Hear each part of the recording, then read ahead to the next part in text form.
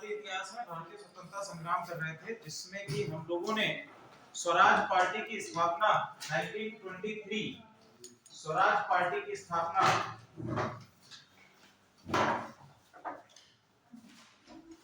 1923, ठीक है, 1923 में जब स्वराज पार्टी की स्थापना हुई है, यहां तक का कार्यक्रम और यहां तक की रूपरेखा हम लोगों ने ऑलरेडी खत्म कर ली। ठीक है, हम लोग बेसिकली पढ़ रहे हैं हमारे भारतीय स्वतंत्रता संग्राम का गांधीवादी चरण।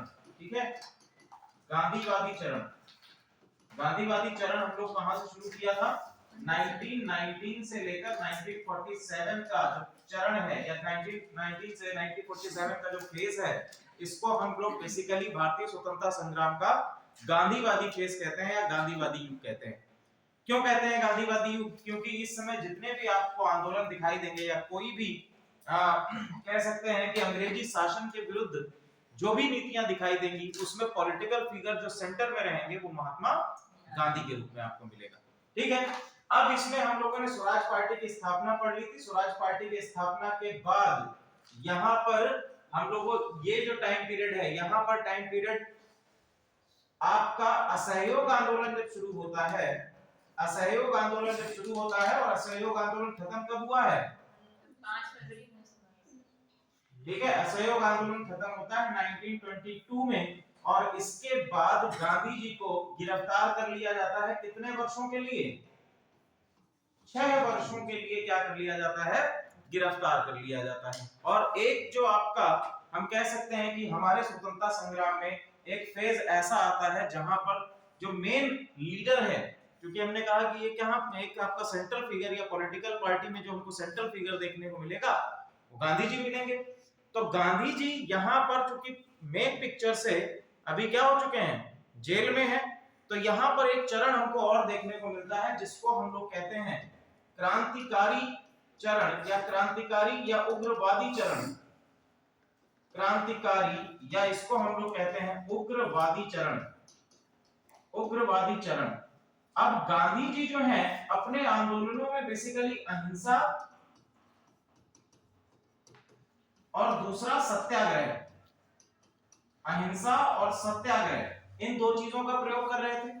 जबकि अगर हम उग्रवादी चरण या क्रांतिकारियों की बात करें तो इनके द्वारा जो ब्रिटिश नीतियों के खिलाफ जो कार्य प्रणाली इस्तेमाल की गई, उसमें बेसिकली कह सकते हैं कि हिंसा या उग्रता, इनका सर्वाधिक प्रयोग किया गया है। हिंसा अथवा उग्रता का सर्वाधिक प्रयोग किया गया है। ठीक है, अब देखिए भारत में कुछ नई नई विचारधाराएं हमारे भारतीय स्वतंत्रता संग्राम से इसी समय में जुड़ती हैं। 1917 में 1917 में रूस की क्रांति होती, रूस की क्रांति होती, जिसको हम लोग क्या कहते हैं? बोल्शेविक क्रांति भी बोलते हैं, बोल्शेविक क्रांति भी बोलते हैं। अब ये बताइए कि रूस की क्रांति के पीछे जो विचारधारा है, आइडियोलॉजी है, किस प्रकार की आइडियोलॉजी हमको देखने को मिलती है रूस की क्रांति में? रूस की क्रांति के पीछे, रूस की क्रांति से जो विचारधारा, जैसे हम लोग कहते हैं कि फ्रांस की क्रांति से राष्ट्रवाद निकला, राष्ट्रवाद जो है, नेशनलिज्म की जो विचारधारा है, वो फ्रांस की क्रांति से निकली। तो अगर हम बात करें कि रूस की क्रांति से कौन सी आइडियोलॉजी निकली है या किस आइडियोलॉजी का सबसे ज्यादा विस्तार हुआ, और वो आइडियोलॉजी हमारे भारतीय स्वतंत्रता संग्राम से आकर जुड़ी, कौन सी ऐसी आइडियोलॉजी? तो बेसिकली, हाँ बताइए, वेरी गुड। ठीक है, तो आइडियोलॉजी क्या है? यहां पर एक आइडियोलॉजी आती है समाजवाद। ठीक है, समाजवाद, या इसको हम लोग कहते हैं साम्यवाद, या इसको हम लोग कहते हैं कम्युनिज्म। जो कम्युनिज्म विचारधारा है, जो कि बेसिकली किसकी विचारधारा है, किसके द्वारा दी गई है? कार्ल मार्क्स के द्वारा ये विचारधारा दी गई है। और इस विचारधारा का विस्तार सबसे ज्यादा हमको देखने को मिलता है रूस की क्रांति में। ठीक है, 1917 में रूस की क्रांति हुई, और फिर ये साम्यवाद, ये समाजवाद हमारे इंडियन फ्रीडम स्ट्रगल से आकर जुड़ा। ठीक है, तो समझने का प्रयास करते हैं कि ये कम्युनिज्म है क्या। ठीक है, ये साम्यवाद या कम्युनिज्म क्या है, बताइए। क्या हम लोग बात कर रहे हैं कि साम्यवाद या समाजवाद है, तो ये समाजवाद क्या है?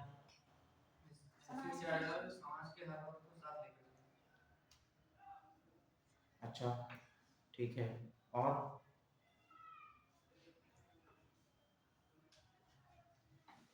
तो बेसिकली देखो समाजवाद में जब हम बांधते हैं तो यहाँ पर एक टर्म आप जोड़ लीजिए। देखो जो बात हम लोग कह रहे हैं कि समाज के सभी वर्गों को एक साथ लेकर चलना, ठीक है, बिल्कुल सही है। लेकिन जो कुछ टर्म्स रहते हैं जिनके बेसिस पर अगर आप इसको डिफाइन करेंगे तो और ज्यादा समझ में आएगा।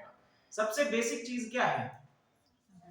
किसी भी व्यक्ति के लिए सबसे जरूरी चीज, सबसे बेसिक चीज जो है वो है संसाधन, ठीक है। या हम किसी भी राष्ट्र की अगर बात करते हैं तो राष्ट्र में भी संसाधन उसके लिए सबसे इंपॉर्टेंट है, ठीक है। अब अगर इन संसाधनों का हम कह दें कि इन संसाधनों का बंटवारा सभी में कैसा हो, समान रूप से हो, कैसा हो, समान रूप से हो, तो वही क्या कहलाएगा, साम्यवाद। यानी किसी एक व्यक्ति में ही इन संसाधनों को निहित ना किया जाए, बल्कि उन संसाधनों का जो इक्वल राइट हो तो वो किसके पास हो, उस देश की जनता के पास हो, ठीक है, उस देश की जनता के पास हो। और यहाँ पर जो गवर्नमेंट होगी, यहाँ पर जो गवर्नमेंट होगी, गवर्नमेंट ये इंश्योर करेगी कि इन संसाधनों का समान रूप से वितरण सभी में किया जा सके। क्लियर है? भारत में कैसी व्यवस्था देखने को मिलती है? भारत में किस प्रकार, जैसे अगर हम लोग कहते हैं समाजवाद, समाजवाद का अपोजिट क्या होता है? पूंजीवाद, जिसको हम कहते हैं कैपिटलिज्म। तो भारत में किस प्रकार की व्यवस्था देखने को मिलती है? कैपिटलिज्म या वर्तमान समय की बात कर रहे हैं, भारत में किस प्रकार की व्यवस्था देखने को मिलती है?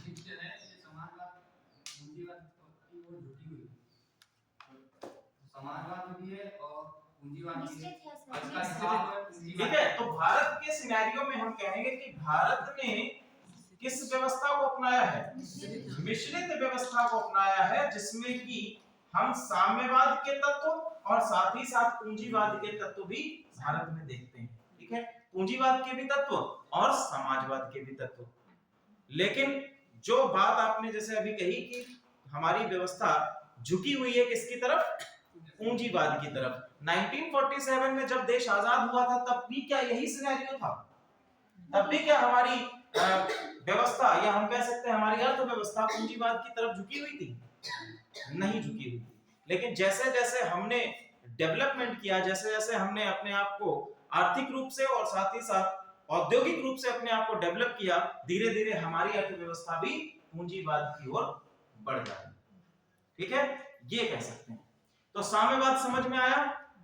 तो इसी के बेसिस पर तो एक तो हो गया कि संसाधनों का समान वितरण और साथ ही साथ सभी को समान अधिकार, सभी को समान अधिकार,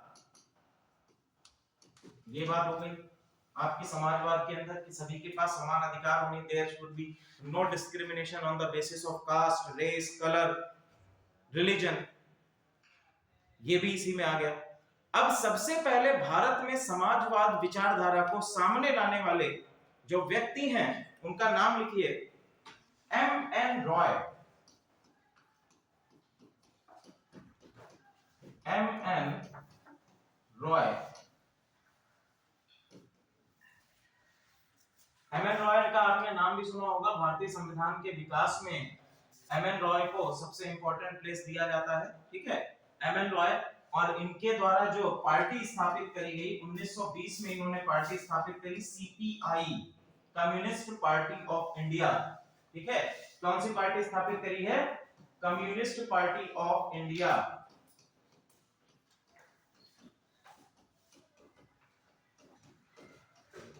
communist party of India, clear?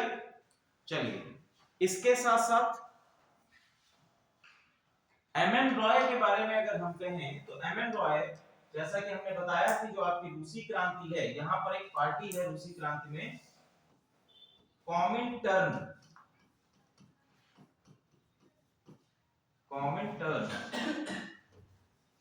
ठीक है, ये रूस की साम्यवादी पार्टी है, रूस का साम्यवादी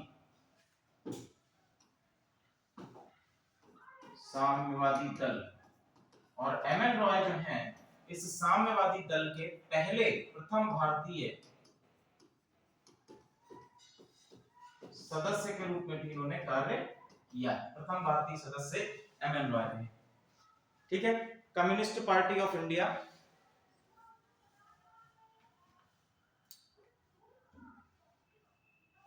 भारतीय साम्यवादी पार्टी, ठीक है, हिंदी में लिख लीजिए।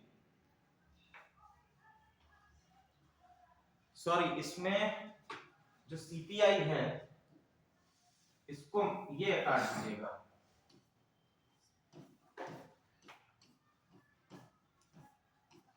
यहां पे लिखिएगा भारतीय साम्यवादी पार्टी, भारतीय साम्यवादी पार्टी। ठीक है। सीपीआई जो है आपकी, ये स्थापित इन्होंने करी है 1925 में, 1925 CPI, communist party of India, ये स्थापित की गई है नागपुर में। कम्युनिस्ट पार्टी ऑफ इंडिया ये अभी भी आपकी चल रही है। सीपीआई जो है कम्युनिस्ट पार्टी ऑफ इंडिया अभी भी भारत में वर्क करती है। ये कहां पर स्थापित की गई है? कानपुर, कानपुर में इसको स्थापित किया गया। संस्थापक लिख लीजिए, संस्थापक M N Roy, M N Roy और एम एन रॉय की पत्नी एवलिन ट्रेंट। संस्थापक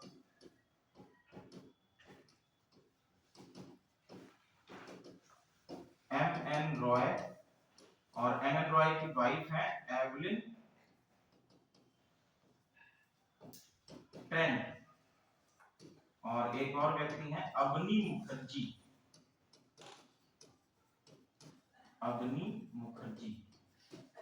क्लियर? जब साम्यवाद भारत में आया तो जवाहरलाल नेहरू जो भारत के सबसे पहले प्रधानमंत्री बने, ये भी क्या थे? इनका भी झुकाव साम्यवाद की तरफ था। सुभाष चंद्र बोस ये भी साम्यवाद की तरफ झुके थे।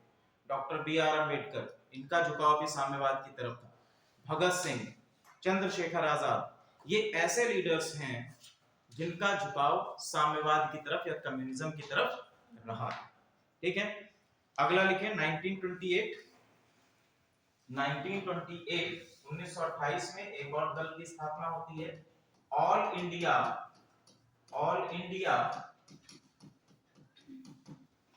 India workers and peasants party, workers and peasants party, कामगर तथा कृषक दल 1928 में स्थापित किया गया।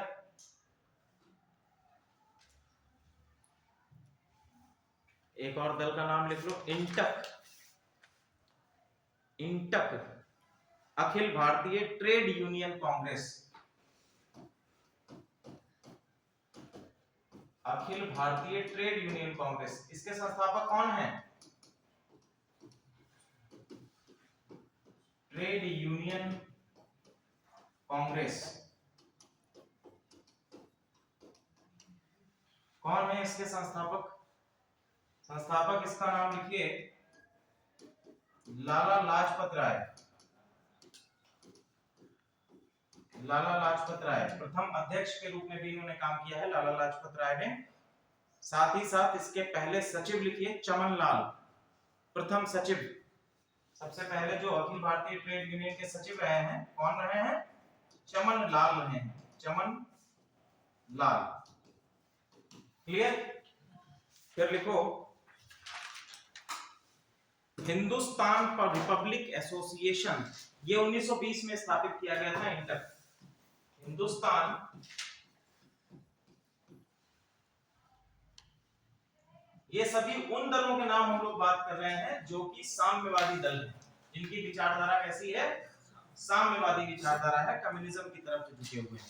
1924 में एक और दल स्थापित किया जाता है 1924 में, हिंदुस्तान रिपब्लिकन एसोसिएशन, ठीक है, इसका नाम आप लोगों ने काफी सुना भी होगा, हिंदुस्तान रिपब्लिकन एसोसिएशन। ठीक है, और आगे चल के इसका नाम बदल भी जाएगा, इसका नाम क्या हो जाएगा बताइए?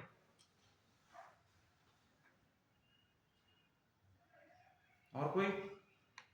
इसका नाम बदल के क्या रखा गया था बाद में? हिंदुस्तान रिपब्लिकन एसोसिएशन बनाया गया। एचआरए इतना बड़ा ये दल था, और जितनी भी आपकी क्रांतिकारी गतिविधियां की गई भारत में, वो सर्वाधिक गतिविधियां इस दल के द्वारा की गई। जितने भी आपके उग्रवादी लीडर्स थे, जैसे कि आपके चंद्रशेखर आजाद, ठीक है, राम प्रसाद बिस्मिल, जतिन दास, सुखदेव, राजगुरु, ये सभी लीडर्स इसी से जुड़े हुए थे। ठीक है, एचआरए से। ठीक है, किसके द्वारा स्थापित किया गया था इसको? इसके संस्थापक का नाम लिखिए, राम प्रसाद बिस्मिल। राम प्रसाद बिस्मिल। ठीक है, राम प्रसाद बिस्मिल के द्वारा क्या किया गया है? इसको संस्थापित किया गया है, एचआरए को। राम प्रसाद बिस्मिल, और नाम लिख लीजिए, जोगेश चंद्र चटर्जी, सचिंद्र नाथ सान्याल या सचिन सान्याल, जोगेश चंद्र चटर्जी,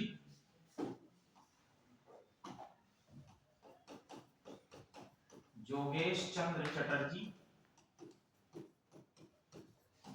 और सचिंद्र नाथ सान्याल या सचिन सान्याल, सचिन सान्याल। आपके सीतापुर के पास का ही शहर है शाहजहांपुर।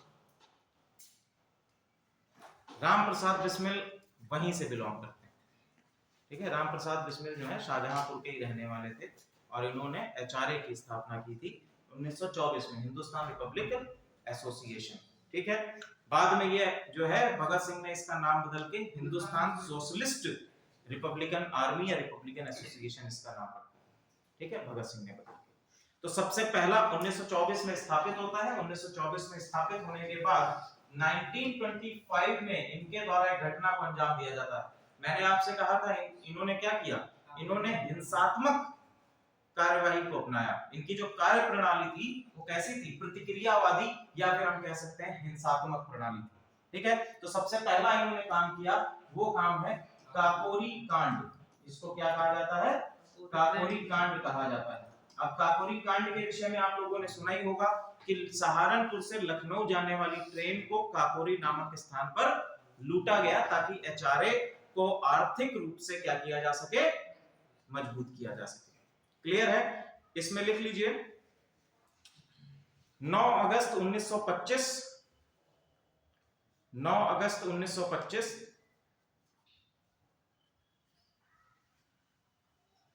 राम प्रसाद बिस्मिल, अशफाक उल्ला खां, राजेंद्र लाहड़ी और रोशन सिंह। राम प्रसाद बिस्मिल,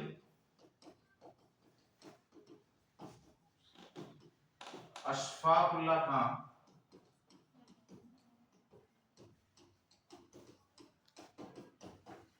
राजेंद्र लाहड़ी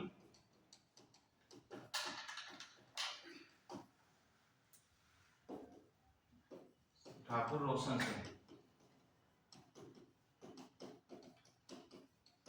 इसमें से 3 जो आपके क्रांतिकारी हैं, पहले आपके कौन? राम प्रसाद बिस्मिल, अशफाक उल्ला खां, ठाकुर रोशन सिंह। ये सभी कहां के रहने वाले थे? ये सभी शाहजहांपुर के रहने वाले हैं।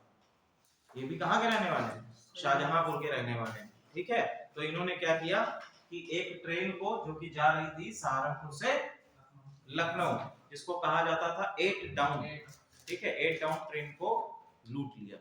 ठीक है, अंग्रेजों की ट्रेन थी जिसमें अंग्रेजों का पैसा लग के जाता। क्लियर? अगला लिखिए। अब ये तो हो गया। इसके बाद इस पूरे काकोरी कांड में इनको राम प्रसाद बिस्मिल, अशफाक उल्ला खां, राजेंद्र लाहड़ी और ठाकुर रोशन सिंह को जिम्मेदार ठहराया गया और इनको पकड़कर इन पर सजा सुनाई। ठीक है, नेक्स्ट जो चीज आती है वो आप लिखिए HSRA, Hindustan socialist Republic association. HSRA, Hindustan socialist Republic association. ठीक है, कब बना, इसका नाम ये कब दिया गया है, दिसंबर 1928, ठीक है, दिसंबर 1928।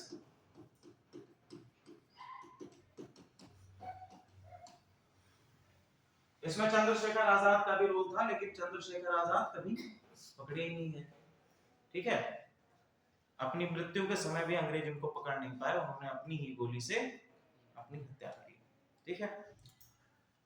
लिखिए, अब देखिए इसके बाद कुछ कुछ लीडर्स के नाम लिख लीजिए। उत्तर प्रदेश में लिखिए, उत्तर प्रदेश डालो, उत्तर प्रदेश में लिखो शिव वर्मा, जयदेव कपूर, शिव वर्मा, जयदेव कपूर, विजय कुमार सिन्हा, विजय कुमार सिन्हा, सिन्हा। और पंजाब के क्षेत्रों में जो HSRA से जुड़े थे, पंजाब के क्षेत्र से भगत सिंह, भगत सिंह, सुखदेव थापर,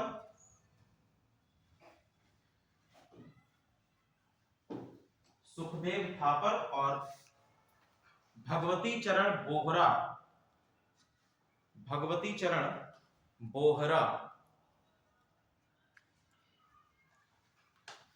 भगवती चरण बोहरा। तो इन सब लोगों ने क्या किया, सभी क्रांतिकारियों ने एक मीटिंग बुलाई, और मीटिंग बुलाकर, मीटिंग कहां पर बुलाई गई, दिल्ली के फिरोज शाह कोटला में।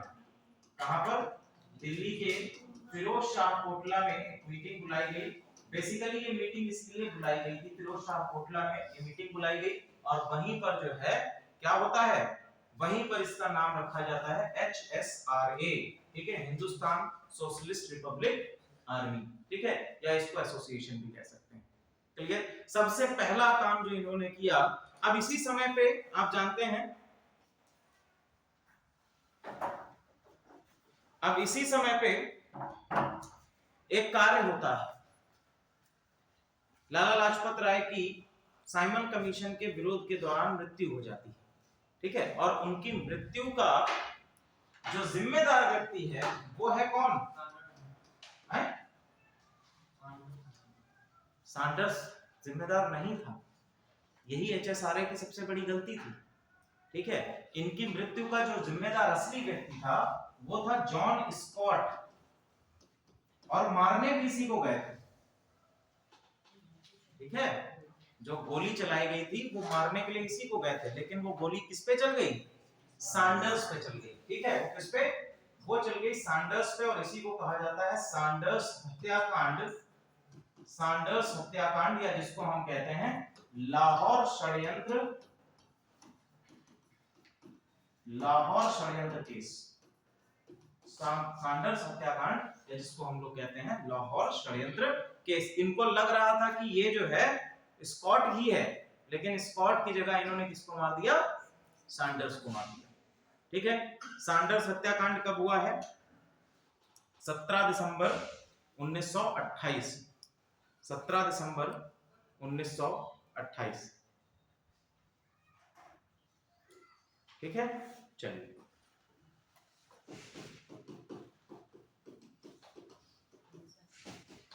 में सैंडर्स हत्याकांड हो गया, क्लियर। सैंडर्स हत्याकांड के बाद, सैंडर्स हत्याकांड में जो व्यक्ति इन्वॉल्व थे उनका नाम लिख लीजिए, चंद्रशेखर आजाद, भगत सिंह, राजगुरु,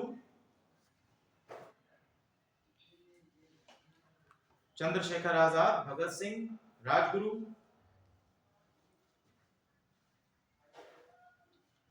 जतिन दास, सुखदेव, जतिन दास और सुखदेव, ठीक है, ये सैंडर्स हत्याकांड में इन्वॉल्व व्यक्ति थे।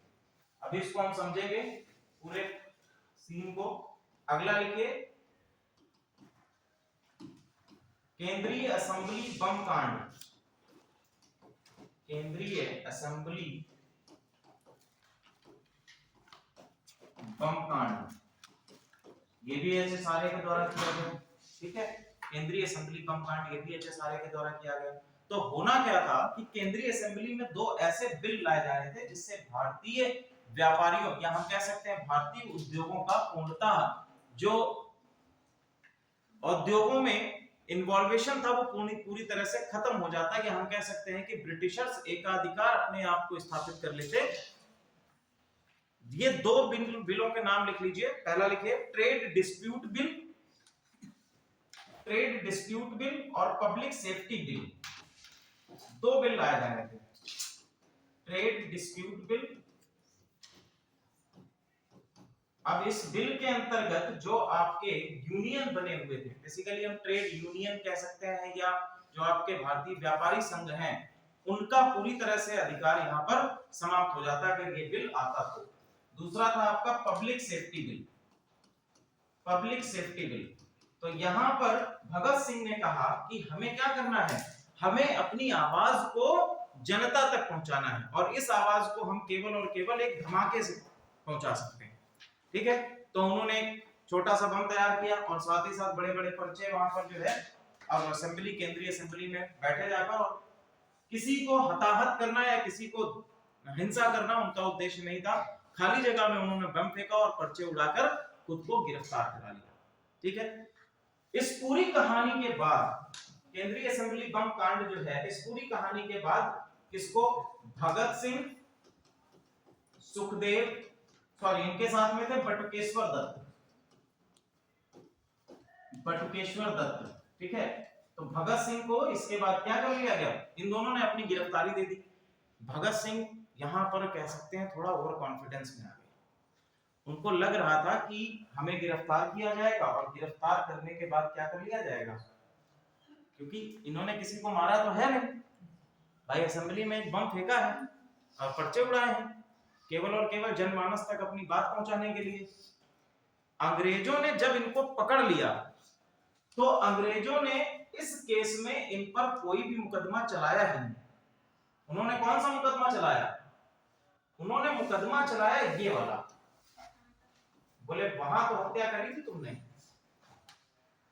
लाहौर षड्यंत्र केस में जो मुकदमा बेसिकली चलाया गया, जिसमें कि इन्हें फांसी दी गई, तो वो केंद्रीय असेंबली में बम फेंकने के लिए नहीं चलाया गया, वो चलाया गया किसके लिए, सैंडर्स की हत्या करने के लिए, जो आपका लाहौर षड्यंत्र केस कहा जाता है। ठीक है, उस पर यह मुकदमा चलाया गया। इसकी डेट लिख लीजिए, सेंट्रल असेंबली बम कांड की 8 अप्रैल 1929। हालांकि भगत सिंह ने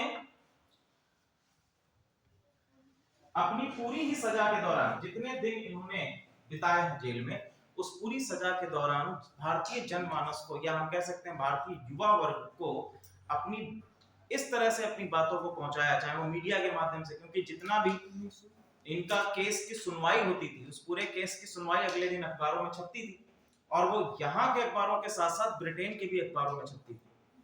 तो पूरी ही सुनवाई को इस तरह से ये बयां करते थे कि वो ज्यादा से ज्यादा लोगों तक अपने युवा वर्ग से जुड़ सके। क्लियर है? चलिए अब यहां पर देखो, जब इन पे षड्यंत्र केस चलता है, षड्यंत्र केस चलने के बाद ये पूरी तरह से क्या करते हैं, भूख हड़ताल पर चले जाते हैं, भूख हड़ताल पर चले जाते हैं। और 3 लोग हैं इसमें, एक आपके भगत सिंह हो गए, फिर है सुखदेव और राजगुरु। भगत सिंह, सुखदेव और राजगुरु, ये 3 व्यक्ति हैं, इन पर मुकदमा चलता है और इनको फांसी की सजा सुनाई जाती है। भूख हड़ताल में 63 दिन के बाद इनके साथी जतिन दास, इनकी मृत्यु हो जाती है। ठीक है, 63 दिन के बाद जो है जतिन दास, इनकी मृत्यु हो जाती है। और इससे पहले ही 27 फरवरी 1931 क्या हुआ था इस दिन, 27 फरवरी 1931 क्या हुआ था इस दिन, किसको,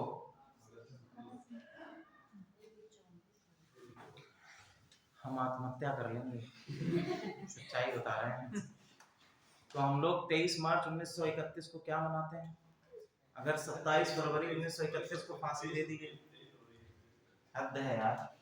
मतलब 27 फरवरी 1931 को चंद्रशेखर आजाद जो है, इनको अल्फ्रेड पार्क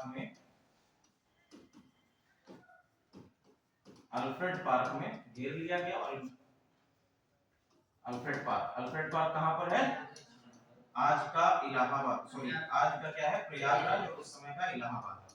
ठीक है, यहाँ पर इनको घेर लिया गया और अंग्रेजों से घिर जाने के बाद जब इनके पास अंतिम गोली बची तो उससे इन्होंने खुद की ही जान ली।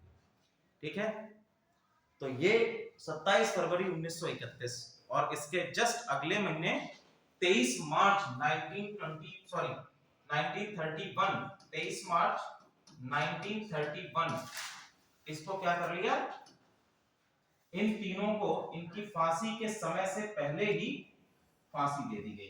ठीक है, इन तीनों को फांसी के समय से ही पहले ही क्या कर लिया गया, फांसी दे दी गई, क्योंकि भारतीय जनमानस इनकी रिहाई को लेकर काफी आगे उठ रहा था।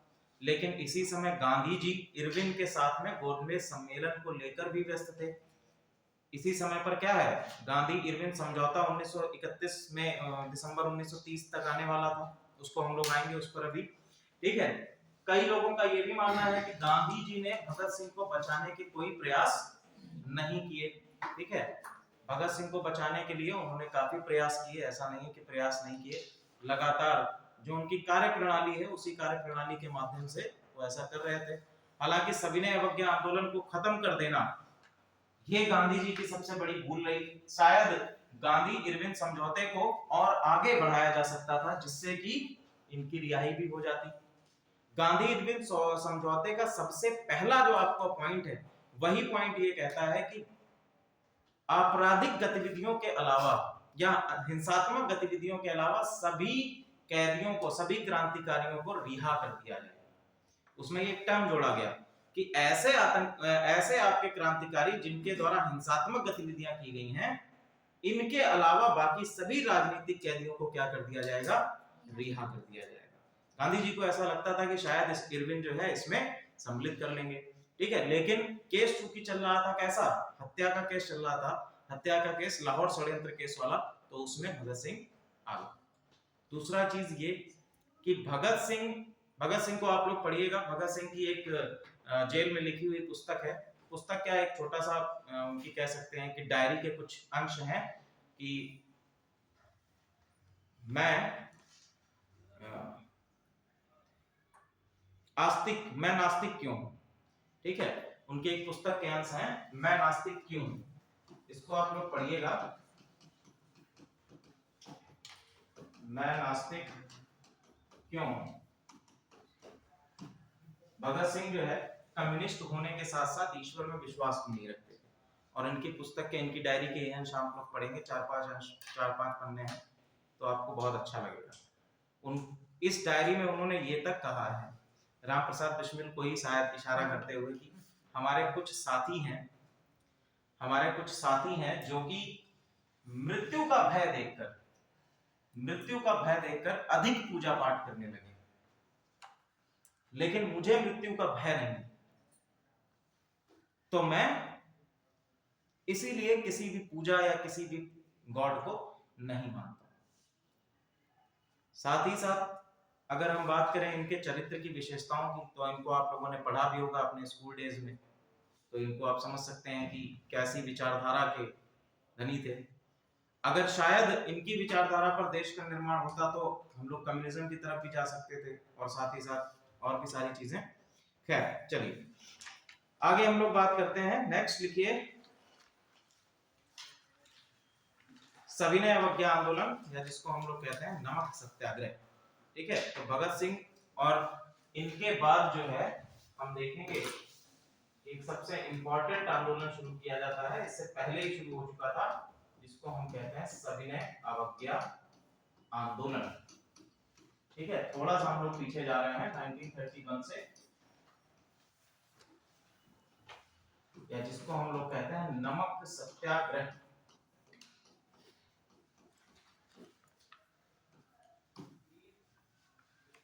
अब क्वेश्चन आप लोगों के लिए कि ब्रिटिश सरकार ने नमक कानून किस अधिनियम के अंतर्गत लाया था, ये हम पढ़ा चुके हैं। भारतीय स्वतंत्रता संग्राम में ही मैंने आप लोगों को पढ़ाया था कि कौन सा वो अधिनियम था जिसके अंतर्गत नमक बनाने का अधिकार जो है वो भारतीय राजाओं से छीन कर किसको दे दिया गया था, केवल और केवल ब्रिटिशर्स को दे दिया गया था। ठीक है, तो उस नमक कानून को तोड़ने का जो पहला कदम उठाया वो किसके द्वारा उठाया गया, महात्मा गांधी के द्वारा उठाया गया। किसके द्वारा उठाया गया? महात्मा गांधी के द्वारा उठाया गया। अच्छा, गांधी जी की एक विशेषता थी, गांधी जी पता क्या करते थे?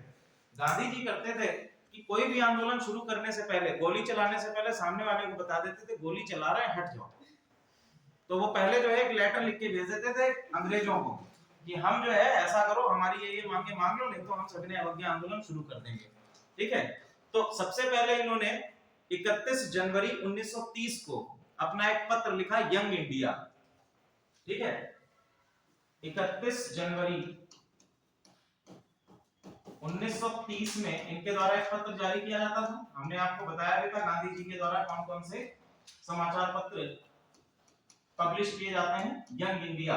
और यंग इंडिया में इन्होंने मांग करी 11 सूत्रीय मांग, 11 सूत्रीय मांग। ठीक है, इन्होंने 11 सूत्रीय मांग रखी, अंग्रेजों से कहा कि ये 11 सूत्रीय मांग मांग लो, नहीं तो हम क्या कर देंगे, सविनय अवज्ञा आंदोलन शुरू कर देंगे, जगह जगह पर हम अंग्रेजी कानून को तोड़ना प्रारंभ कर देंगे। ठीक है, 11 सूत्रीय मांग में क्या क्या है उनको लिख लीजिए आप लोग। सबसे पहले लिखिए, सिविल सेवाओं तथा सेना, सिविल सेवाओं तथा सेना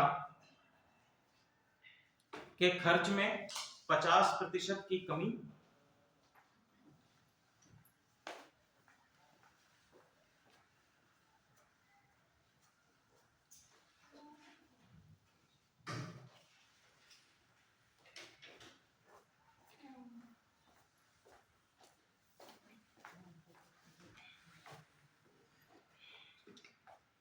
नेक्स्ट लिखिए, नशीली वस्तुओं के विक्रय पर रोक,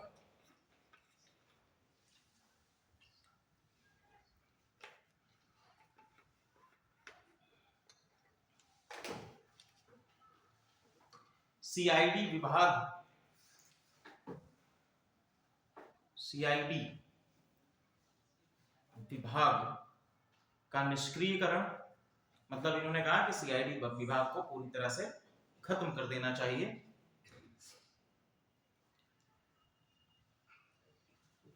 शस्त्र कानून, शस्त्र कानून में परिवर्तन। शस्त्र कानून कब लाया गया था? ये भी नहीं ध्यान। ठीक है, तो शस्त्र कानून आपका जो है उसमें कहा गया था कि कोई भी ऐसा भारतीय, ठीक है, कोई भी भारतीय बिना लाइसेंस के, ये लाया गया था लॉर्ड लिटन के टाइम पे। ठीक है, लॉर्ड लिटन के टाइम पर लाया गया था लगभग 1854 में, और उसमें कहा गया था कि कोई भी भारतीय बिना लाइसेंस के हथियार ना रख सकता है, ना खरीद सकता है, ना बेच सकता है। ठीक है, तो इन्होंने कहा कि भारतीयों को आत्मरक्षा के लिए हथियार खरीदने की, हथियार रखने की अनुमति प्रदान की जाए, शस्त्र लाइसेंसिंग प्रणाली को थोड़ा उदारवादी बनाया जाए। ठीक है, फिर लिखिए, राजनीतिक बंदियों की रिहाई, राजनीतिक बंदियों की रिहाई, डाक आरक्षण बिल, डाक आरक्षण बिल,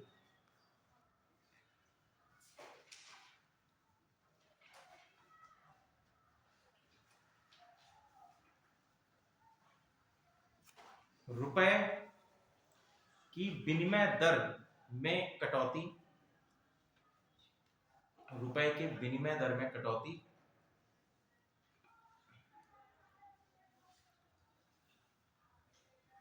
विदेशी वस्त्रों पर, विदेशी वस्त्रों पर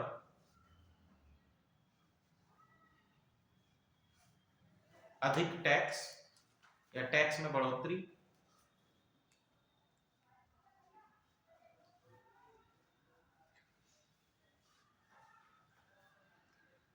तटीय यातायात, coastal transformation, transportation, coastal transportation, नहीं अलग है ये पॉइंट, अलग ये अलग, 9th सूत्र है ये। लगान में 50% की कमी, लगान में 50% की कमी, और नमक कानून की समाप्ति। नमक कानून की समाप्ति।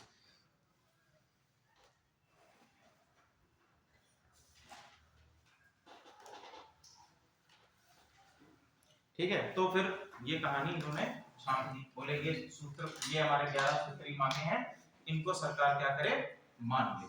तो सरकार ने जो है क्या इनको माना, नहीं माना। ठीक है, तो नहीं माना। फरवरी 1930 में, फरवरी 1930 में कांग्रेस वर्किंग कमेटी,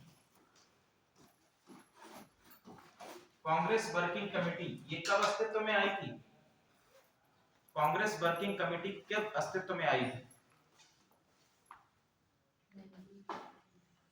कब आई थी, नेहरू रिपोर्ट के, नेहरू रिपोर्ट कब आई थी? अरे भैया आप लोग पता नहीं कौन सा जो है, कहां कौन सा जो है भांग खा के आते हो क्या? नहीं, देखो स्वराज पार्टी जब स्थापित हुई है 1923 में, 1923 में स्वराज पार्टी स्थापित हुई। स्वराज पार्टी के स्थापित होने के बाद नेहरू रिपोर्ट आई। नेहरू रिपोर्ट जो है किसके द्वारा दी गई है, मोतीलाल नेहरू से दी गई है।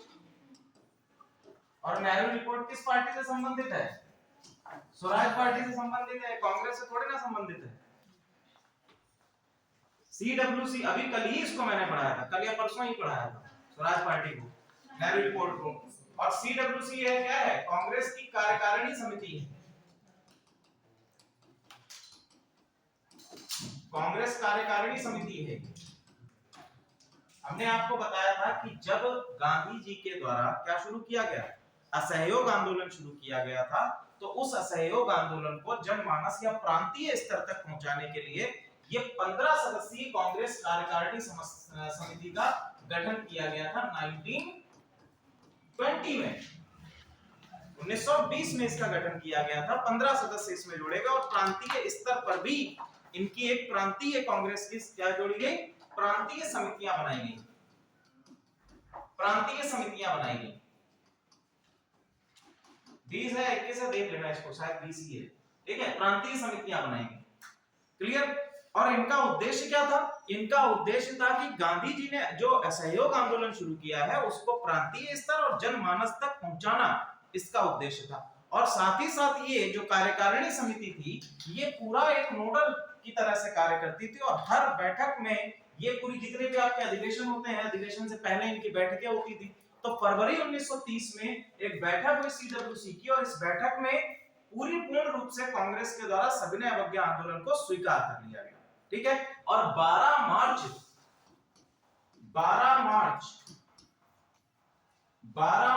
1930 में, ठीक है, 12 मार्च 1930 में साबरमती आश्रम से, साबरमती आश्रम कहां है,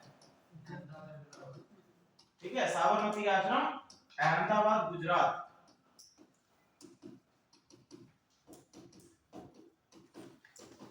अहमदाबाद गुजरात में है। और यहां से गांधी जी ने दांडी तक की यात्रा प्रारंभ करी। ठीक है, दांडी तक की यात्रा प्रारंभ करी, कितने सदस्यों के साथ प्रारंभ की थी,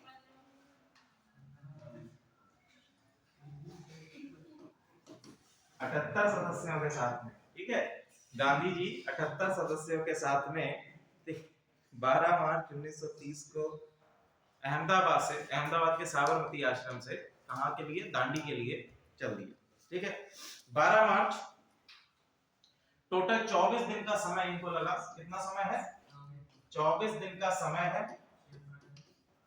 ठीक है, 24 दिन का समय लेते हुए दूरी कितनी तय की है, डिस्टेंस, डिस्टेंस कितना तय किया है पूरी इस जर्नी में, ये भी ध्यान रखिए, ये भी पूछा जाता है। इस पूरी दूरी है 285 किलोमीटर, 285 किलोमीटर पैदल यात्रा करने के बाद 6 अप्रैल 1930, 6 अप्रैल 1930 को गांधी जी कहां पहुंचते हैं, दांडी पहुंचते हैं। और दांडी पहुंचकर, दांडी तो 5 अप्रैल को ही पहुंच गए थे, लेकिन 6 अप्रैल को इन्होंने क्या किया है, दांडी में नमक कानून तोड़ा है। ठीक है, नमक कानून तोड़ने का मतलब है गांधी जी ने स्वयं से नमक बनाकर जो सरकार के द्वारा नमक ना बनाने पर कानून लगाया गया था उसको तोड़ दिया। ठीक है, और इसके बाद आप देखेंगे कि जगह जगह पर नमक कानून को नेताओं के द्वारा, लीडर्स के द्वारा तोड़ा गया। ठीक है, जगह जगह पर लोगों ने खुद से तटीय क्षेत्रों में नमक बनाना स्टार्ट कर दिया। ठीक है, नमक बनाने की जो प्रक्रिया होती है उसको क्या कहते हैं? Very good. ठीक है, वाष्पीकरण विधि के द्वारा समुद्रीय तटीय क्षेत्रों में क्या बनाया जाता है? नमक बनाया जाता है वाष्पीकरण के द्वारा। क्लियर है? चलो नेक्स्ट हम लोग बढ़ते हैं आगे। ये कहानी हो गई। इस तरह से क्या हो गया? सविनय अवज्ञा आंदोलन हमारा शुरू हो गया। ठीक है, सविनय अवज्ञा आंदोलन को हम लोग थोड़ा सा समझते हैं।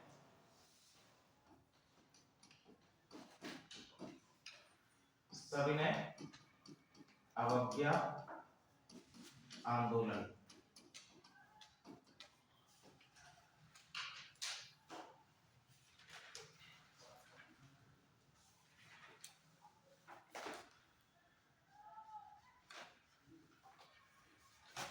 क्या होता है? सविनय अवज्ञा आंदोलन का मतलब, और गांधी जी की किस विचारधारा पर ये आधारित था? बताइए।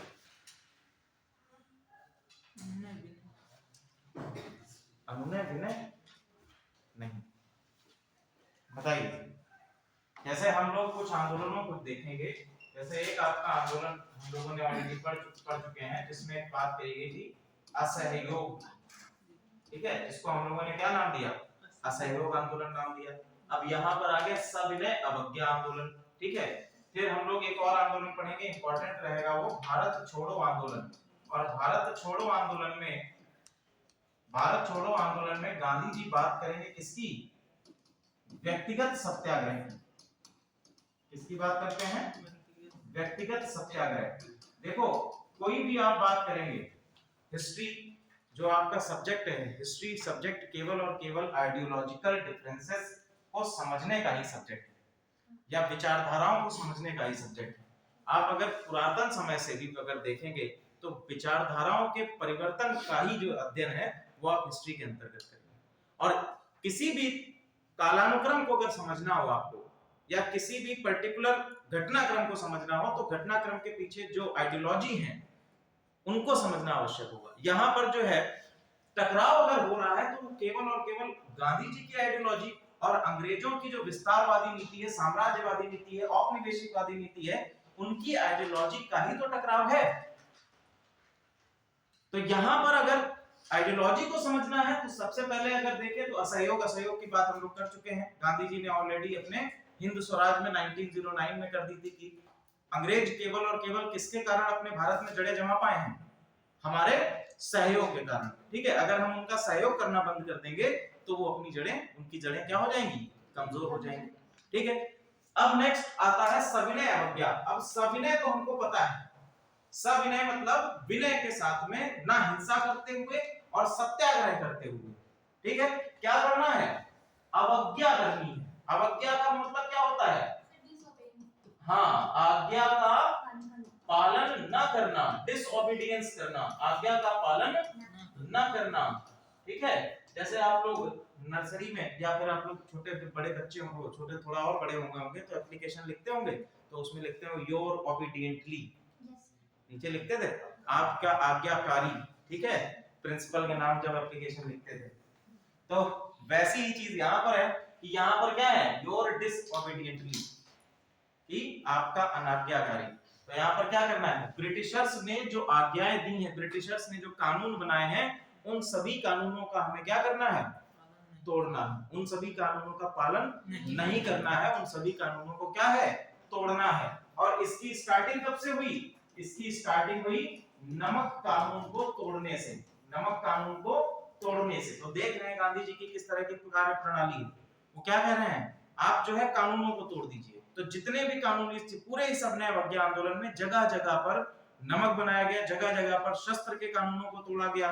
लोगों ने प्रेसों का आविष्कार, प्रेस जो है, प्रेस के अंतर्गत अपने नए समाचार पत्रों को छापना शुरू किया। हिंदी भाषा के अंतर्गत, स्थानीय भाषा के अंतर्गत जो तरह तरह के प्रेस एक्टिविटीज पर रेस्ट्रिक्शंस लगा दी गई थी ब्रिटिशर्स के द्वारा, उन सभी चीजों को क्या कर दिया लोगों ने, तोड़ना शुरू कर दिया। साथ ही साथ जो गांधी जी का सत्याग्रह था, ये भी क्या है, ये भी इस आंदोलन के साथ में जुड़ गया। जो गांधी जी की असहयोग आंदोलन की भावना जो पहले ही लोगों को समझा चुके थे, वो भी इसके साथ जुड़ गई। बड़ी मात्रा में इसके साथ में छात्र वर्ग, मध्यम वर्ग, शिक्षित वर्ग जो है वो भी इसके साथ में जुड़ा, सविनय अवज्ञा आंदोलन के साथ में। और इस समय पर तत्कालीन वायसराय कौन है? सविनय अवज्ञा आंदोलन के टाइम पर वायसराय भारत का कौन है? Lord Irwin. कौन है? Lord Irwin.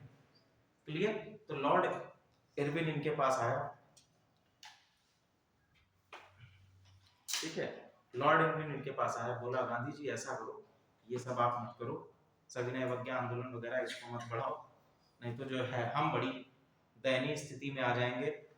ऐसा करते हैं हम लोग, एक आप चलते हो, आपको मैं लंदन ले चलता हूँ, लंदन में हम लोग एक टेबल पे बैठ के बात करेंगे, ठीक है, और उसमें जो भी चीजें आप कहोगे वो हम मान लेंगे। तो उसको क्या नाम दिया गया? गोलमेज सम्मेलन। ठीक है, क्या नाम दिया गया? गोलमेज सम्मेलन नाम दिया गया। अब गांधी जी जो थे उस समय जेल में थे, गांधी जी जो है अभी भी जेल में है। ये बात कही किससे गई? गोलमेज सम्मेलन की, गोलमोज सम्मेलन या गोलमेज सम्मेलन। वैसे तो गोलमेज है, लेकिन ब्रिटिशर्स भारतीयों के लिए क्या था? ये गोलमोज सम्मेलन था, ठीक है, क्योंकि भारतीयों को क्या करना है? चॉकलेट देनी थी। तो यहाँ पर गोलमेज सम्मेलन के लिए बुलाया जाना था, तो गए किसके पास? मोतीलाल नेहरू, मोतीलाल नेहरू और जवाहरलाल नेहरू, इन सबके पास चले गए। और जवाहरलाल नेहरू और मोतीलाल नेहरू बोले हम अकेले तो ऐसा कह नहीं सकते हैं, तो हम क्या करेंगे? गांधी जी के पास जाएंगे। गांधी जी गिरवदा जेल में बंद थे, वहां पर गए, ठीक है, और वहां पर जाके उनसे पूछा कि हम गोलमेज सम्मेलन में जाएं कि ना जाएं। तो गांधी जी ने कहा मत जाओ, गोलमेज सम्मेलन में जाने की आवश्यकता नहीं है, ठीक है। और गांधी जी ने क्या कहा कि मत जाओ, और मत जाने के साथ कुछ अपनी मांगे रखी कि ऐसा करो, कुछ हमारी मांगे हैं जो कि पूरी होनी चाहिए, ठीक है। क्या क्या मांगे हैं उनको लिखिए। पहला, ब्रिटेन भारतीयों की स्वतंत्रता को बहाल करे।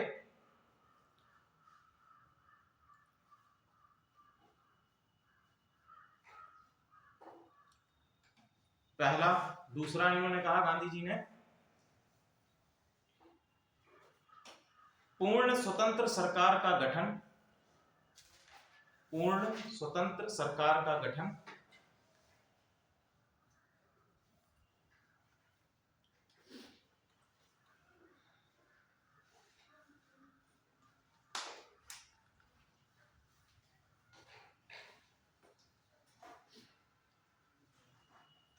नेक्स्ट, पूर्ण स्वतंत्र सरकार में आप लिख लीजिए अगला, मतलब डैश बना के, वित्तीय तथा रक्षा मामले, वित्तीय, डिफेंस और आपके इकोनॉमिक राइट्स,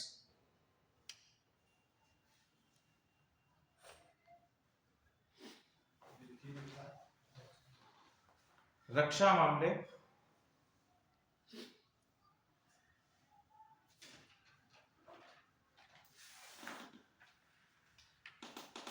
नेक्स्ट, आर्थिक हर्जाना,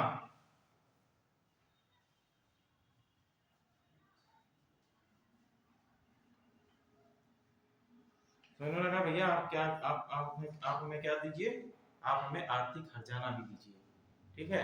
अगर आप भारत को आजाद करेंगे तो भारत को आजाद करने में उपनिवेश पूरा जितने दिन आपने बनाए रखे हैं उतने दिन का आपको हर्जाना देना पड़ेगा, और हर्जाने को देने के लिए एक कमीशन का गठन किया जाए, और वो कमीशन इन सभी चीजों पर जांच करे कि कितना हर्जाना अंग्रेजों को, भारतीयों को देना है, ठीक है। तो ये चीजें हो पाई? नहीं हो पाई। गोलमेज सम्मेलन भी हुआ। गोलमेज सम्मेलन में बेसिकली बात किन किन चीजों की गई थी? गांधी जी का एक निर्णय ये था, गांधी जी का कहना था कि जो जातिगत पृथक निर्वाचन आयोग है, पृथक निर्वाचन आयोग है, इसको क्या करना चाहिए? इसको मंजूरी नहीं मिलनी चाहिए, ठीक है। गोलमेज सम्मेलन का बहुत बड़ा ये टॉपिक था कि गोलमेज सम्मेलन के अंतर्गत, प्रथम गोलमेज सम्मेलन जो है उसके अंतर्गत क्या दिया जाना था, जातिगत पृथक निर्वाचक आयोग दिया जाना था, ठीक है। और बाद में आप देखेंगे कि इसी के चलते डॉक्टर बी आर अम्बेडकर और महात्मा गांधी के बीच में पूना पैक्ट भी होगा, ठीक है। नेक्स्ट लिखिए गांधी इरविन समझौता। गांधी इरविन समझौता, या जिसको हम लोग दिल्ली समझौता भी कहते हैं। तो ये सारी चीजें चल रही थी। गोलमेज सम्मेलन हुआ, इस गोलमेज सम्मेलन में भी कोई किसी प्रकार का चीजें नहीं निकल पाई। बेसिकली बात जो है ब्रिटिशर्स कर रहे थे डोमिनियन स्टेटस की, ठीक है, कि हम भारत को डोमिनियन स्टेटस प्रदान कर देंगे, लेकिन गांधी जी अब बात कर रहे थे पूर्ण स्वतंत्रता की, ठीक है, पूर्ण स्वराज की, कि अब क्या हमें चाहिए, अब हमको स्वतंत्रता चाहिए, ठीक है। तो इसके लिए गांधी जी को रिहा भी किया गया और फिर गांधी और इरविन के बीच में एक समझौता होता है जिसको हम लोग गांधी इरविन समझौता या दिल्ली समझौता के भी नाम से जानते हैं। दिल्ली समझौता,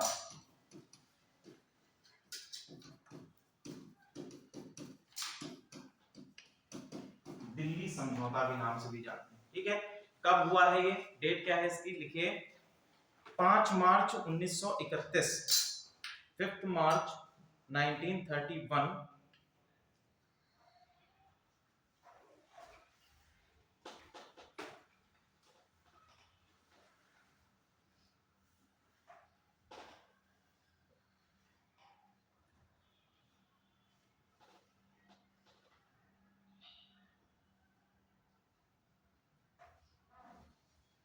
लिखिए इसमें क्या क्या चीजें हैं गांधी इरविन समझौते में। पहला,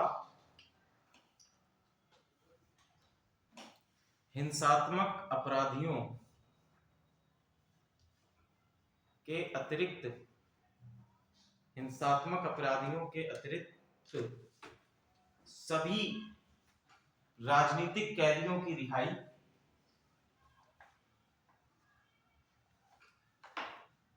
सभी राजनीतिक कैदियों की रिहाई।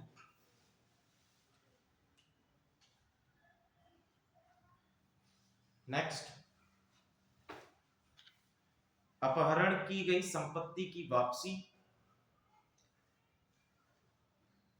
अपहरण की गई संपत्ति की वापसी।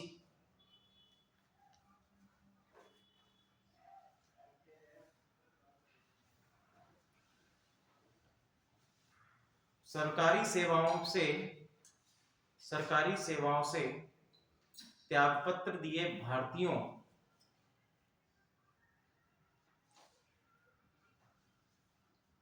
की सेवाओं में वापसी। तो इन्होंने कहा कि जितने भी ऐसे सरकारी व्यक्ति हैं जिन्होंने आंदोलन के दौरान अपनी सरकारी सेवाओं या अपनी नौकरियों को छोड़ा था, उनको वापस नौकरियों में क्या करा जाए, ले लिया जाए, ठीक है। ये बात हो गई। नेक्स्ट लिखिए नमक कानून, नमक बनाने का अधिकार या नमक कानून का निष्क्रियकरण।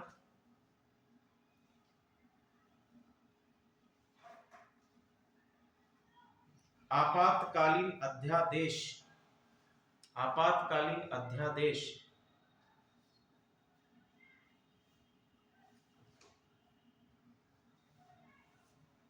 का निष्क्रियकरण, ठीक है। तो जितने भी आपातकालीन अध्यादेश लाए गए हैं उनको क्या कर दिया जाए, खत्म कर दिया जाए।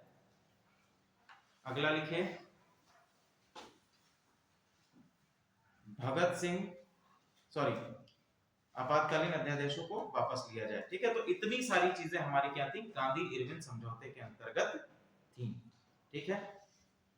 अब देखो दो और मांगे थी गांधी जी की इरविन से। पहली कि भगत सिंह और उनके साथियों को रिहा कर दिया जाए, लेकिन इस मांग को इरविन के द्वारा स्वीकार नहीं किया गया, ठीक है। और एक मांग थी कि पुलिस का एक स्पेशल एक्ट होता था जिसमें पुलिस जो है क्रांतिकारियों पर या आपराधिक क्रांतिकारी जो है, हिंसात्मक क्रांतिकारी हैं, उन पर ज्यादती कर सकते थे, उनको 3rd डिग्री टॉर्चर कर सकते थे। तो इस मांग को भी इरविन के द्वारा नहीं माना गया, ठीक है। अब नेक्स्ट लिखिए कांग्रेस का कराची अधिवेशन।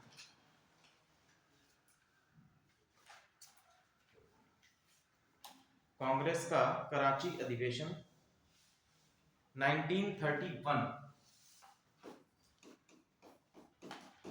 बहुत ही इंपॉर्टेंट अधिवेशन है हमारे वर्तमान के संविधान के।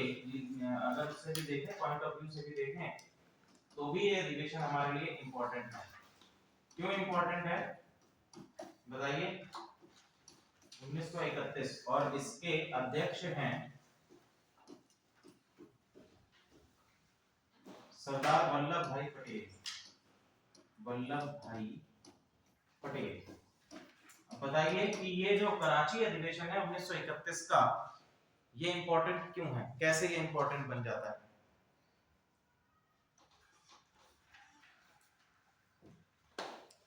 बताओ भैया,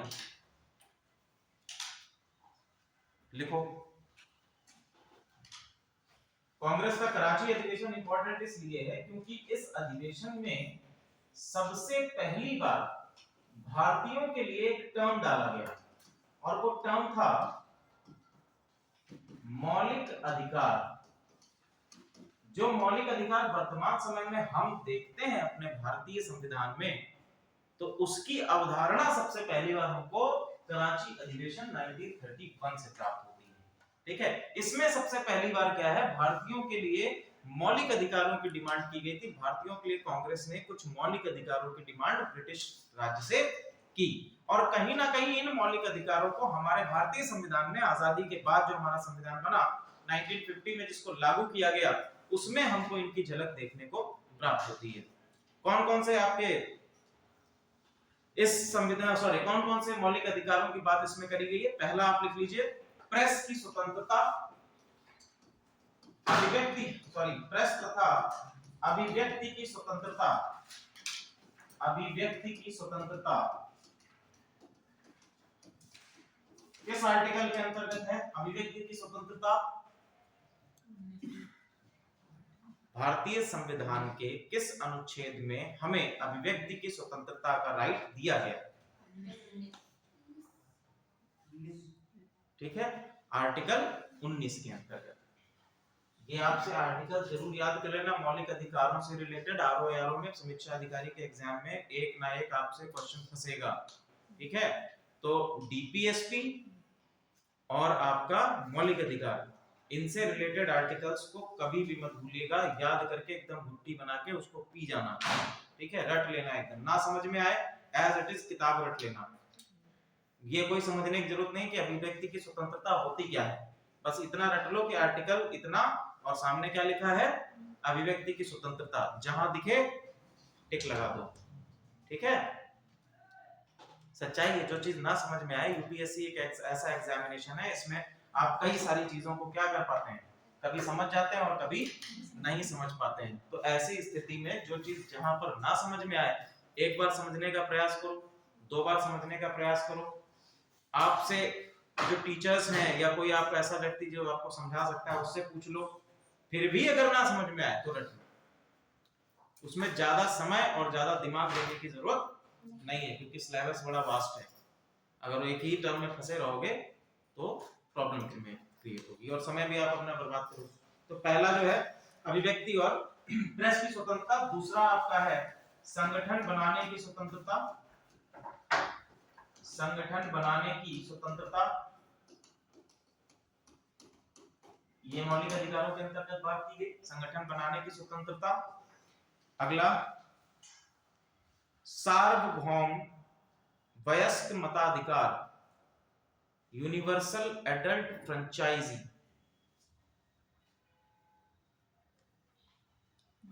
सार्वभौम वयस्क मताधिकार, समानता का अधिकार,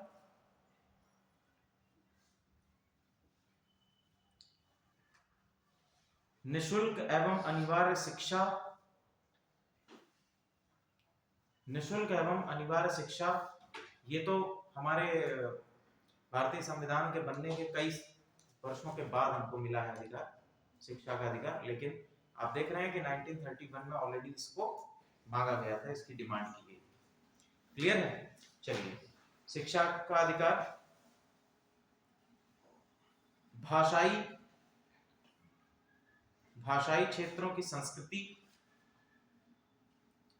भाषाई क्षेत्रों की संस्कृति, भाषा तथा अल्पसंख्यकों की रक्षा की गारंटी, या रक्षा की गारंटी, हाँ सुरक्षा की गारंटी।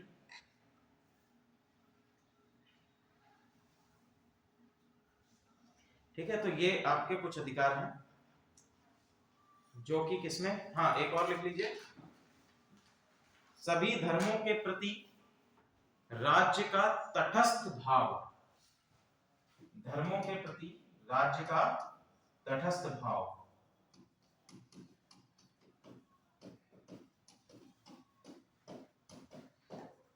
राज्य का तटस्थ भाव, इसका क्या मतलब है? क्या ये हमारे भारतीय संविधान में है ये चीज जो कही जा रही है कि सभी धर्मों के प्रति राज्य का तटस्थ भाव, ये क्या हमारे संविधान में निहित है? ठीक है, तो इसमें किस किस मामले में निहित है? जब हमारे भारतीय संविधान में एक शब्द आता है जिसको हम लोग कहते हैं धर्मनिरपेक्षता। ठीक है, क्या कहते हैं? धर्मनिरपेक्षता। तो धर्मनिरपेक्षता ही इस पूरे टर्म को डिफाइन करती है। ठीक है, भारतीय, या हम कह सकते हैं कि हमारा जो भारत देश है इसका कोई भी ऑफिशियल रिलीजन नहीं है। ठीक है, यहां तक सारी चीजें आप लोगों को क्लियर हैं? अगला लिखिए, सांप्रदायिक निर्णय एवं पूना पैक्ट 1932।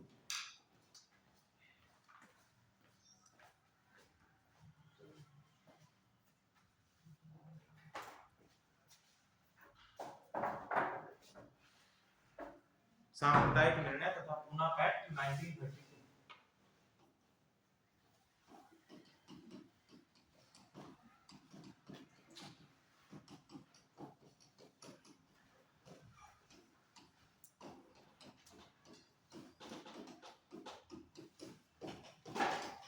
तो देखो, अब सबसे पहले हम लोग 1909 में देख चुके थे। 1909 के एक्ट में क्या किया गया? अगर हम लोग सांप्रदायिकता की बात करें या बेसिकली बात करें किसकी, फूट डालो राज्य करो, फूट डालो राज्य करो की जो अंग्रेजों की नीति है उसके अंतर्गत अगर हम देखेंगे तो 1909 से इसका हमें पदार्पण देखने को मिलता है। क्या किया गया 1909 में? 1909 में क्या किया गया कि मुस्लिम्स को क्या दे दिया गया? पृथक निर्वाचक आयोग दे दिया गया। ठीक है, पृथक निर्वाचन आयोग किसको प्रदान कर दिया गया? मुस्लिम्स को प्रदान कर दिया गया। ठीक है, 1919 में ये देखा जा रहा था कि शायद जो है इसमें कटौती की जाएगी, लेकिन फिर जो है 1919 में क्या किया अंग्रेजों ने? इसको और एक्सटेंड कर दिया और इसमें सिखों को भी प्रदान कर दिया गया, सिखों को प्रदान कर दिया गया, पारसियों को प्रदान कर दिया, और जो कम्युनिटीज हैं उनको भी क्या कर दिया गया? एक सेपरेट इलेक्टोरेट की अवधारणा दे दी गई। अब फिर भी रिलीजियस लेवल पे तो कर ही चुके थे और इसको बढ़ाना था, तो बात आई 1932 में। 1932 में ब्रिटेन के प्रधानमंत्री थे मैकडोनाल्ड। ठीक है, ब्रिटेन के प्रधानमंत्री हैं कौन? मैकडोनाल्ड, रैमसे मैकडोनाल्ड का नाम है। आज आप लोग मैकडोनाल्ड का बर्गर भी खाते हैं। ठीक है, मैकडोनाल्ड, इन्होंने कुछ सांप्रदायिक घोषणाएं की।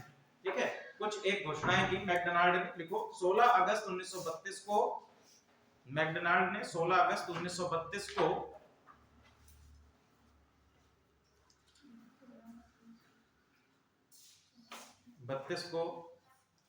सांप्रदायिक घोषणाएं।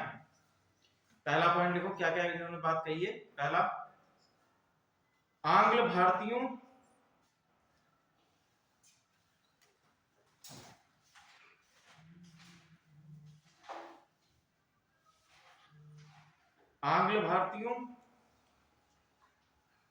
मुस्लिमों को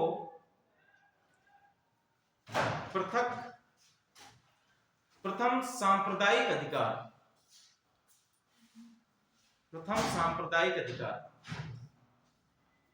ठीक है, आंग्ल भारतीयों और मुस्लिमों को क्या दे दिया गया?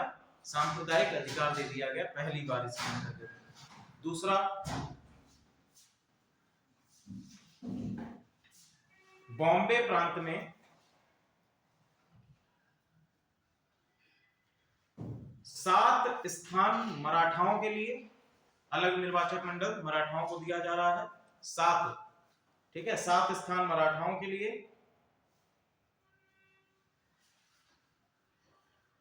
तथा दलितों के लिए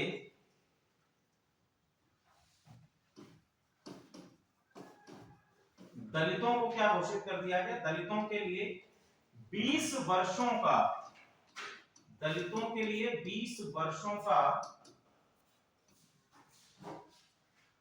पृथक निर्वाचक आयोग, पृथक निर्वाचन मंडल, पृथक निर्वाचन मंडल।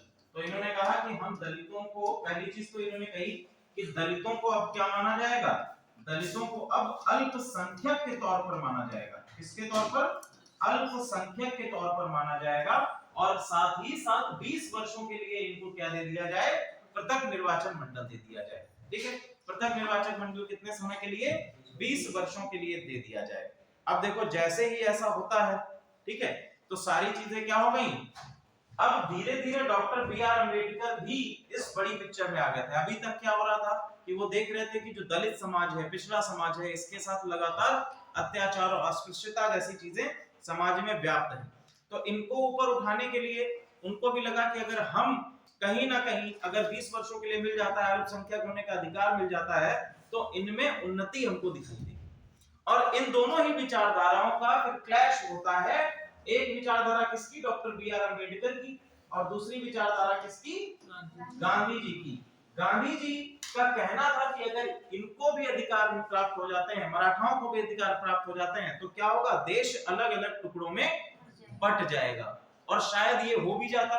जैसा कि आप लोग मुस्लिमों को पृथक निर्वाचन मंडल देने के बाद आप भारत की स्थिति देखते हैं कि भारत का विभाजन इंडिया और पाकिस्तान, भारत और पाकिस्तान के तौर पर हुआ, तो शायद ऐसा ही विभाजन हमको महाराष्ट्र, जो महाराष्ट्र का क्षेत्र है, उसमें भी देखने को मिल सकता था यदि ये चीजें होती। चलिए, इसके तो काफी सारे एस्पेक्ट निकल के आते हैं जब आप इसको देखेंगे।